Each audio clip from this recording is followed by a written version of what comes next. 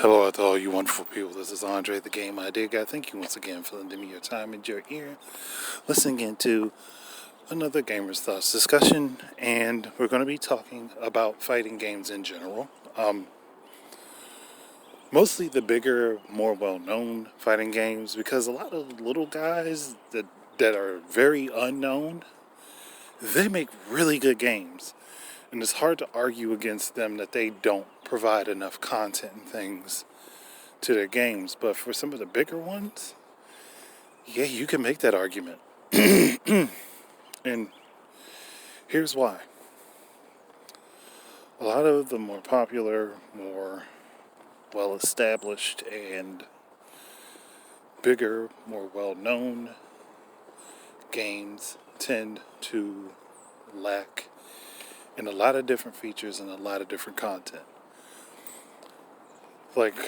And this has been my whooping boy for the last few years, but Street Fighter V. The game launched with so little content. You basically just had online play and a couple other things that really didn't allow for anybody to really get into the game single player, and it didn't really allow for people to dive into the characters. Now, Capcom has since corrected that mostly, which is good. And the game is much better now than it was at launch. But why should a game have to go through growing pains in order for it to be good? And that has been a problem with a lot of different fighting games. Now, me personally, I would love to see fighting games go back to their roots, where they packed the game so full of stuff that you could do with it that you couldn't feasibly just get bored of the game. And this is why I take issue when Capcom does collections, or even when SNK does collections sometimes with their fighting games. Most of the time, those games don't have a whole lot of features, and it's just the arcade version of the game, which is nice and all. It's nice to be able to have that, to be able to play. But many times, the home versions of these games are better because they have more content to the game. There's more you can do with it. And it's not like these games that are being thrown in these collections are massive games. They're tiny. Barely filling a normal CD sometimes. So looking at that and the data that's not being used because they either lost the source code and don't want to reverse engineer the games, or just don't care, it's annoying. Now, when I think of a fighting game, I think back to stuff and I'm not talking about old school, back when they were just moving the arcade games over the consoles. I'm talking about fourth gen, maybe fifth gen, fifth to sixth gen was a sweet spot for fighting games. And I think some of that started during the fourth. But there's things that games are missing, like having a survival mode, or having a tourney or tournament mode that you can play locally. And tourney and tournament don't have to be the same thing. Having features for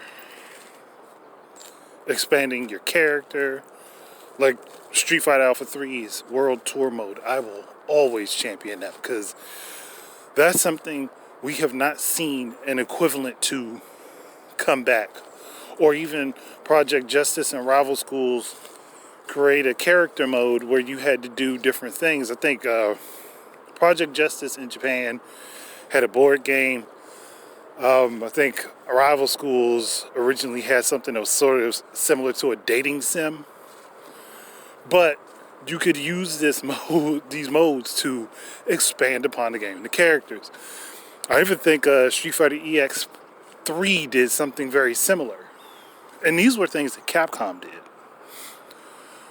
Now, on the side of SNK, because of the King of Fighters series, you could have multiple different team makeups with characters that you just wouldn't think initially would be teams, and get different pieces of the actual story. And that's something I would love to see happen more. I think the SNK went the right direction when they made a separate story mode that kind of gave you this. But at the same time, it was nice to have that be a feature where you could play a game multiple times. And I think King of Fighters 97 is where this really started. But you could play a game multiple times with different team configurations and get different endings, whether they were chronological to the story or not. And that's something nice to have and see. I also think that taking the approach that Killer Instinct took, the recent Killer Instinct took, where the game will monitor how you play and then essentially clone your playstyle to a character so that someone can play against you whether you're online or not. That's a cool feature. That's actually pretty cool to have a game look at your play style and say, oh, I can copy this and apply it to the character that they're playing with. So it's like there are games that do these fantastic things. Some are older, some are more recent, but it's not happening often enough where you can sit down and be like, oh, okay, well, I like this feature for this game. And honestly, we need a lot more versus fighting games, a lot more crossover fighting games to happen that allow you to combine worlds that just don't normally combine. We're not seeing any more of those happening outside. I think the latest was Blaze Blue cross tag battle or something like that. But like that was like the last one. And there are plenty of fighting game series that were older, that were out around the same time, or companies that have games that were of a similar vein that people would love to see crossover. Like we're still waiting on that Virtua Fighter Tekken crossover. So to me, I think it's mostly just that the companies aren't putting enough effort into really making these games shine. Like Sega could bring back something like Fighting Vipers, and they could do a second Fighters Mega Mix, which there was only one, and it has only ever been on the Sega Saturn. That game has never seen a re-release, and it sucks because it was one of their bigger crossovers during the time, even though they were both Sega. It's just like, I don't know, maybe it's just because I'm witnessing that the bigger guys are just not putting the same effort into it as the little guys, and the little guys don't have as many resources to do some of the stuff that the bigger companies could do. I think that's ultimately one of my bigger issues when it comes down to fighting games. It's like the little guys trust and believe if they had the money, time, and resources, a lot of the stuff that I'm talking about right now would be happening in multiple games. But because they don't have the money and the resources of the bigger studios, they can't make the game as full-fledged as what I'm talking about. But Capcom, SNK, Namco Bandai, Sega, plenty of others that are bigger and have fighting games could do something like this.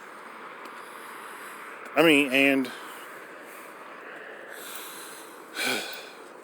personally, I wouldn't mind seeing Mortal Kombat do something like this. I would not be opposed to seeing Mortal Kombat 12 come out and NetherRealm announces, we will now allow you to create your own combatant in Mortal Kombat.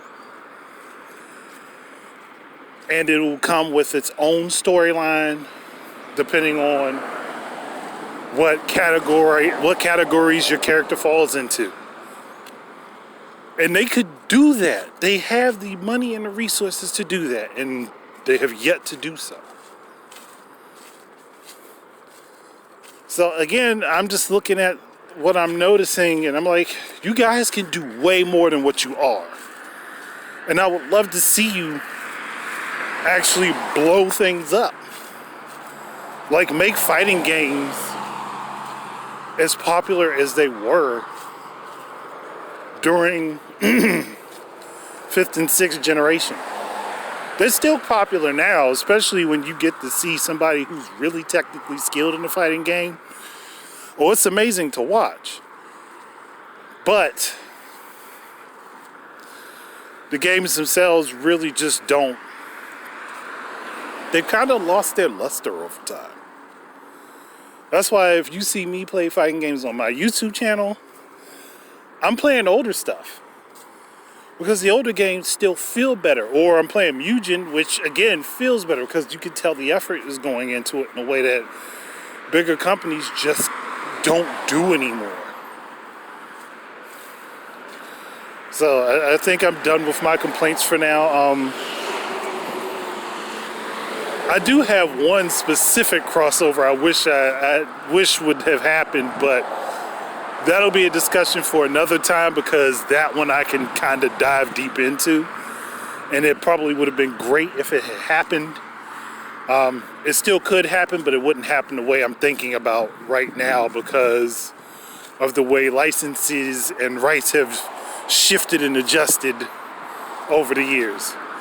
But I'm going to end this here about my little discussion about fighting games and what I feel like is missing. If anybody would like to add to that or give anything that they'd like to say ahead, please go ahead and do. But outside of that, thank you guys very much for listening, and keep your eyes and ears out for more stuff from me. And until the next time, enjoy your games. Peace out, everybody.